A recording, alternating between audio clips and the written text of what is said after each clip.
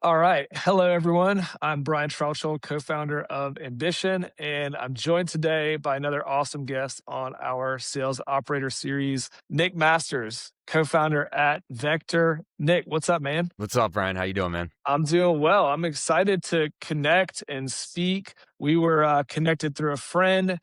I've just been following your LinkedIn, following your background, and dude, you have a pretty unique, I don't know, startup founder background in the Air Force pilot instructor or instructor pilot, excuse me. Been through $1 billion company exit, and now you're a YC founder. I'm thrilled to have this convo. Yeah. Yeah, it's certainly a crazy trajectory. A lot of people have wild trajectories on how they got to where they are, but I have to say, like, it's been a fun journey. When I look at that arc, or maybe some other people who you connect with on LinkedIn, I know you're active on social, like they may see, I don't know, random chapters, but like what's the through line? What's the through line that you think of or you feel connects that whole journey? Yeah, it's all about learning, right? Learn what you what you want to do in your career, where you want to be, what things do you like doing and what things do you absolutely hate doing, and then kind of narrow down the types of jobs that match the things you like. And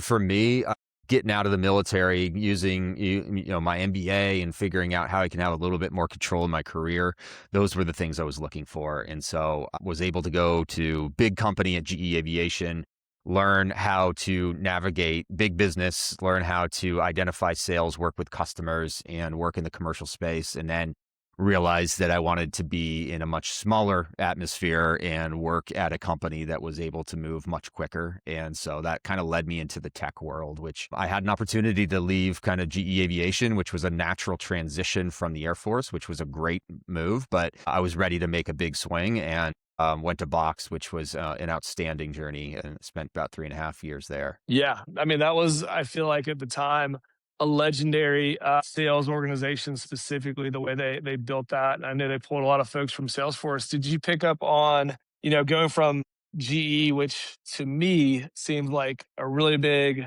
probably really well structured, complex company, to a Box that's like growing fast, probably fairly chaotic? Did you learn any? I mean, one, is there like massive whiplash there? And two, were there like any unconventional things you learned about hiring, scaling in the Box world? Yeah, the Box culture was traditional tech culture, and it was a wild, different environment compared to something like the Air Force or GE. And so, like, that was very refreshing to be able to have a culture like that and to come into it like that. And I was very fortunate to be in the Boston area, where we had some of the best performing sales teams in Boston and New York on a global structure. Like, they were performing incredibly well, and I was leading sales engineering. I was just surrounded by absolute professionals in their field. And it was just a really, really amazing environment to learn in, because I hadn't been in traditional sales. I knew I wanted to get into the sales environment. And for me to watch some of the people do what they did in the way that they were able to negotiate and persuade, and do so in very professional ways, was jaw dropping. And I learned so many tactics from them, that just got me more and more interested in how I can get into not only sales, but, has certainly helped in the way that I've architected my kind of founder go-to-market strategy. What do you think, Box, Drift, those are kind of, like you said, very traditional. I think Drift was like a super fast growing, super rapid scaling. And now you're running, go to market and sales at Vector. Like what were we wrong about, back in the Box days? Or maybe or maybe conversely, what were you right about that people are getting wrong now and that they're hmm overlooking? Yeah, I would say one of the things that when we were at Box, like the way that we would demonstrate the product was extremely customized, right? We would make sure that anyone who was going to sit down with, sales engineers and AEs, that the demonstration that you would give would be usable only once. And this was where we would come in, understand the customer, do research on them, do deep discovery, figure out exactly what they were trying to solve, come back in the next meeting and show a demo that was supposed to just be jaw dropping. And it worked, and it was great.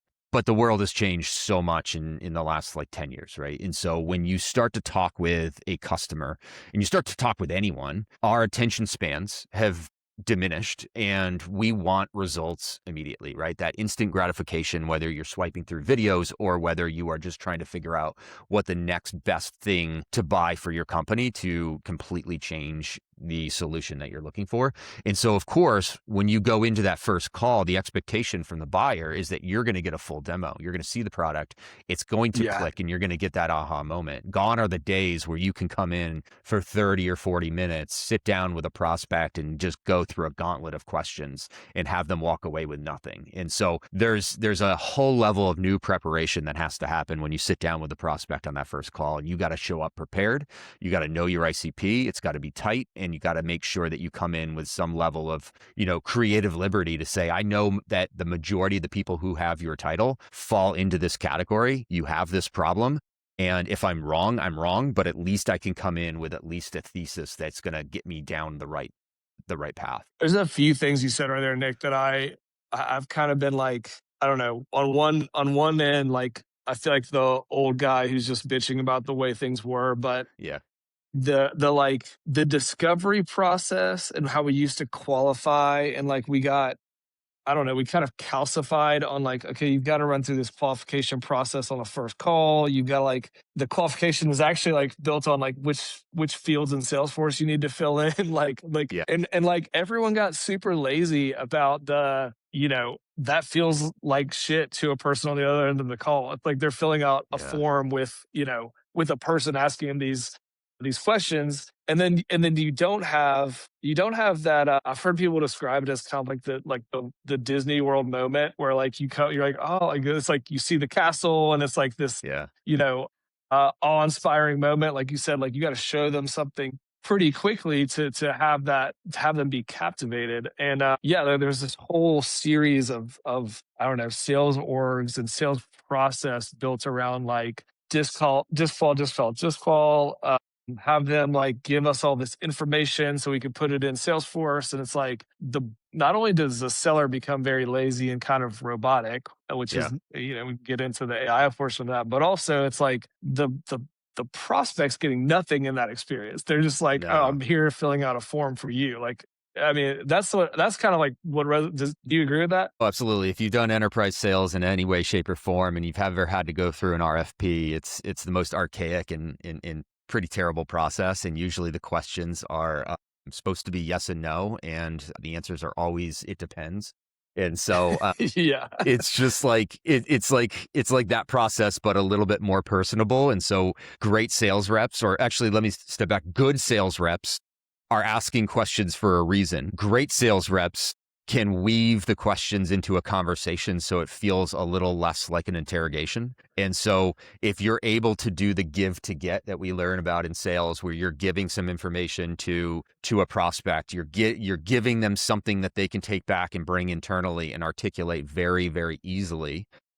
But at the same time, you're getting information from them, right? And that whole information that you're getting is like, are they a fit? Are you qualifying them the right way? Can you see them as a successful customer in your business? And that's very important. You're asking these questions for a reason. It's not just because you were told to do so, right? You're trying to do it in defense and protection of the customer themselves, because no one wants to buy anything that's just going to be shelfware and then just get churned over in a year. And so the questions are valuable. It's just now the way in which that we ask them, the conversations that we have are wildly different, and it has to be formed in a much more conversational manner. I think that the conversation part, and I'm wondering if you'd have a more elegant description than I would, but like we've got to get back to like we had. I think of that whole era as like the predictable revenue era. It's like everyone Yeah. read Aaron Ross's predictable revenue. They built all Yep. these steps, and now it's like we have to get back to like AI can do that thing really well, and some people will put themselves through that process, but like we need the relational conversationalist who's just good at connecting and who can kind of absorb all the information and absorb the problems by having a good conversation. Like, do you? I can't think of a better way than you said, but like, I'm assuming we're on the same page there, and that's like how you guys are probably trying to do it at Yeah, Vector. I mean, with AI, like the preparation a rep can have going into the first call is unbelievable compared to what it used to be. Now you can go in Yeah. and you can have a chat with Claude and sit there and say, I'm going to go talk to this person with this title, who works at this company, and here are my success stories as a business. Go relate everything. Go scrape 10Ks and annual reports and conference calls if they're a public company. Go build me the strategy that I need to have to actually walk in with a thesis around the pain that that person is trying to solve. And then compare it to the pain that you've already solved for other customers and make sure that that is your give, right? You're giving them the fact that they have some confidence that you know what you're doing and you're being a consultative seller. But in the same respect, there are specifics about that company that you want to know. And so you can ask those questions in the conversation and they can walk away with some confidence that, okay, these people have done it before, right? Everyone thinks that they're a pioneer in their world of whatever it is that they do, right up until the moment they have to be the first one to go buy something or use something that no one else has ever done. And then that indecision is the number one competitor that we never know how to face, right? Facing that status quo. And so unless you find a real early adopter, and they're few and far between, you're gonna be faced with that person who's like, I'm not ready for this yet. And that's a really, really hard thing to combat. Yeah, the status quo, it used to kill me doing investor pitches and like, hey, we would basically say that same thing. Like the competitor to what we do is status quo. And that Yeah. means people do stuff in Excel, they do it manually, whatever. And yeah, no, everyone's like, well, what's the other like, what company is doing that thing? It's like, well, they're doing a bunch of other things that are not a company right now or not a Yeah. product. Yeah. I want to go onto the way, way down the sales cycle and maybe see if you got a story for me. I have this, I don't know, this personal passion slash like a masochistic desire to hear people's like sales war stories. And Hmm. I'm curious if you've got any, and it could be from the big company sales, big Yeah. complex to vector of like, take me into the room or the call or whatever, where it was like you pulled a deal out of the jaws of death, or you were already ready to, open the champagne bottle and Yeah. you had to put the cork back in because it Oh ripped yeah. away. Like, can you give me one of those? It's funny you mentioned that analogy too, because we did have a deal where we were selling to a CMO. CMO said, yes, let's do it. We got a verbal. It was in an email. We sent the contract. They're ready to sign.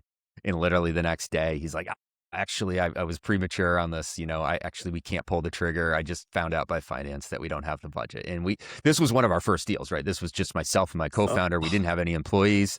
And the irony about the analogy you just used is that my co-founder responded back in parentheses, like puts champagne back in bottle, right? And so those are the hard ones because again, that was a similar situation. We were super new. They were one of our first or going to be one of our first customers. And we were like thrilled. We were absolutely thrilled. We literally built something that somebody wanted to buy and we got excited. And in 24 hours, it was taken away. But I would say the biggest war stories I have is the 0 to 1 concept of being a founder, where you're being a founder, doing everything that founders have to do between back office stuff, legal stuff, and working with investors to actually running the business. And so when it was myself and my co-founder, I'm much more on the sales and go-to-market side. He's much more on the product vision, technical side, and truly understands any industry that we're penetrating into. And so one of the areas that was just the biggest hassle and struggle for me was the concept of selling without a real functioning product yet, right? We weren't trying to sell smoke yeah. and mirrors, but we're certainly trying to be honest with our customers and prospects. Like, hey, I'm demoing, a Figma flow, right? It looks like a click path. It looks like a product. It is a bunch of mock-ups and they're strung together. And I am showing you what we expect the product to look like in an undeterminate amount of time. Would you be interested in actually, being a customer? And you guys have probably done this as founders I too, love right? it. And so Yeah. that was the hardest thing for me, where I would go to him and be like, hey, I think we got to slow down on this like generating pipeline. I have people who are actually excited for the thing that we don't actually have built yet. And he's like, no, we got to go. We got to apply the pressure and we got to figure this out. And that was the right call. Anything that I do in sales, everything I think about is all about my credibility and being valid in the things that I'm saying and not selling, snake oil. And so it was such a hard concept to be on call after call, and we were getting meetings booked and we were getting people interested in the things we're saying, but I just didn't have the product, nor did I know when it was ready because we had one guy building it and we didn't have Claude Cowork at the time to do it. So it was a very, very challenging atmosphere, but it was the right thing to just keep moving forward. Well, it gets you. I like to. I don't know if you guys do events, and we're like events for us are kind of swinging. The pendulum swinging back to events are now very important. But it's Yeah. like the light in the eye moment of like seeing. You're showing a click path that that's Figma, and it's like if you see the people's eyes light up or whatever, and you're like, okay, cool. Like we Yeah. gotta accelerate that thing. That thing has to be pulled forward in the roadmap. Yeah. Yeah, I love that. But I am very familiar with being like we are out in front of what Uh, the end team told us the delivery is. you got it. You got it. It's always the case, right? Sales always wants more from the product. They always want the product to be, completely bug free. They always want the product to work automatically. And frankly, no one has that, right? No one has a bug free product. And you always have to kind of just keep focusing on that product market fit. And especially in today's environment, you have to work and operate in an environment of like the search for perpetual product market fit. You like just expect that you'll never find it because you might find it and literally 24 hours later, somebody might launch something that's bigger and better. I think that is, man, I love how you put that because I've been saying this for a little while, and I feel like that's a really that perpetual product market fit concept. It's a hits driven business, and like people, I think, especially. Sometimes probably people I think don't understand that like yeah we worked so hard, we did all these cycles, we did all this to get to this thing, and it's like the expectations you have to have another hit right behind that, like Hmm. Hmm. it's like it's like being a showrunner or in the movie business, but like now you have to do it like instantaneously again, and the next thing has to be basically already in the oven for the follow up. And to your point, the alternatives can arise really, really quickly, and an alternative path or the barriers to entry. And so, yeah, it's only accelerated that concept. It's really well said. Yeah. I want to take kind of a sales marketing ecosystem that you just mentioned. You publicly said this, that the auto dialers, the mass sequencing, the AI SDRs, it's making the pipeline issues worse. Or Hmm. that's my interpretation of some of those Hmm. posts. Not better. That feels divergent for me because there's so many people who are doing that thing. There's so many Yeah. like I see so many companies out there pushing that, which I love. Kind of the non-consensus view. So like, how'd you come about that? Like, what are you seeing that's different than what people are doing, founding Yeah. companies or building those products? I've kind of always been the kind of person where it's like, what's the contrarian view? Not just to be difficult, but to actually just think about what is the thing that everyone else isn't doing because it's hard. I mean, I flew airplanes and didn't go to the airlines like everyone else, right? So I figure Got out into where. sales. Yeah, exactly. Like Yeah. it's the number one thing. All pilots just want to go sell software. That's all. And so it's the number one thing where I think about like if the herd is all going and blindly walking in the same direction, like is that the right path? It might be, but shouldn't we ask questions and figure out if it's not? And so for us, when we look at like cold email, cold calling, I'm not going to be the guy that posts, oh, it's dead. I know it still works in some fashion, but nowhere near where it used to work. Yeah. And if we're continuing to invest tens of thousands or hundreds of thousands, or maybe in some cases millions, if you have teams and you have people going and doing this, are you getting that? Are you getting that return back? And when I look at my own email inbox and the phone calls I get, I'm not answering my calls. I'm not looking at cold emails. And so if I'm not doing it, there's probably a lot of others who aren't. And why should I continue to have my team waste their time doing something that the people that we want to get in touch with aren't actually engaging with? And so that's where it's like, okay, well, what can we do differently? And so if you go back and look at cold emailing in general, it was used to be very personalized. There was no AI, there was no like bulk senders until like Outreach and SalesLoft came out. And the purpose of Outreach and SalesLoft was to take a repetitive process and to make it a little bit easier and do it in bulk. But all of a sudden, what did we do as humans? We broke that system by just taking a tough human created process and just sending and sending and Yeah. sending. And all of a sudden, that continued to just overflow the inboxes. And now you've got Superhuman, who does their own auto archiving and their own spam filtration, which is great. And then you've got Google, who's doing their stuff, and now you've got AT&T and Verizon and iOS that are doing AI, Yeah. screen callers. And so there's certainly some areas out there that are going to be tasked with trying to figure out how to weed out that noise on behalf of their own customer. And so for us, I'm just always trying to think about what's the next way to build pipeline if that's not it. If it's super cheap to send 1,000 emails in an hour, everyone's going to do it. And so what is the thing that everyone isn't doing because it might cost more money? It might actually have a need for more patience in the way that you build pipeline. And so that's kind of our philosophy in the way that we think about marketing in general, and how we market to marketers, and how we sell to marketers and who need to build pipeline. Marketers are usually the more patient people than sales in general. And so if they're going to be patient and they're going to use ads and they're going to have ad spend, that's kind of the area that we figured that's worth the investment, because it's super expensive to place ads on any channel. It's always been very wasteful, and how can we make that better? Yeah, it's interesting, and one thing as you're saying, talking about like the ease, or like there's no barrier to entry to send tons of outbound or to make tons of calls now. And you mentioned it being expensive.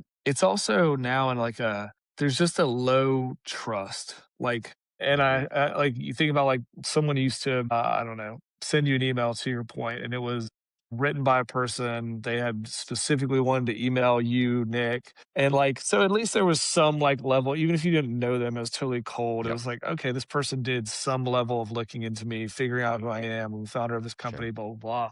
And now it's just like, well, clearly that's not the case at all. Like, and it's like, how do you find, yeah, how do you establish trust? And to your point about ads, it's really interesting to basically be like, well, we're going to be in the channel that you're in. Like, you're in this Hmm. channel, we'll Hmm. be there. You'll see us. That's really interesting. I Yep. don't know how it goes, and maybe that's kind of the final question for, at least for today. I'd like to ask you, like, when you look out over, you know, 12 months, I can't really imagine 24 months from now, but you think about the Mm. next year or so, and you think the decisions you're making, the strategies you guys are making, what's maybe something that is an unpopular or unconventional call about the future that you think is coming, that we're going towards?